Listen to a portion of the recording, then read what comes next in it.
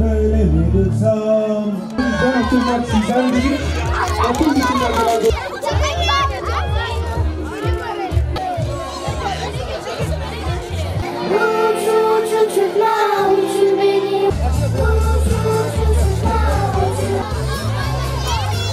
Elimizde uçurtma, toplandık alanlara, çocuklarla eğlendik, günlük güneşlik hava.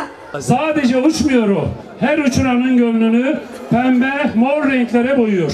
Uçtuğunda evler, apartmanlar cüce, uçurtmam hepsinden yüce. Bu etkinliği burada, bu İnderes'inde güzel bir ortamda kutlamanın hep birlikte mutluluğunu yaşıyoruz. Aileler, herkes bir mutluluk içerisinde. Anaokulundan tut da ilkokula her zaman bir etkinlikler, çocuklar etkinliklerde bulunuyor. Yaptığı etkinlikte ailelerinin, büyüklerinin kendi hünerlerini seyretmesidir. Çocuklarımızın gözlerindeki ışıltıyı hep birlikte paylaşmaya geldik. Uçurtma bizden, uçurmak sizden dedik.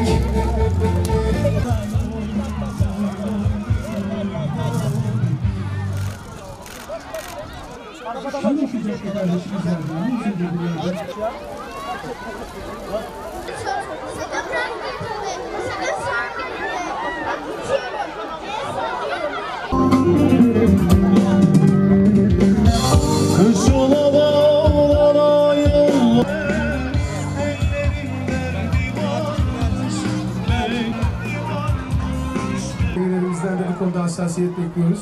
Teşekkür ediyoruz. Afiyet.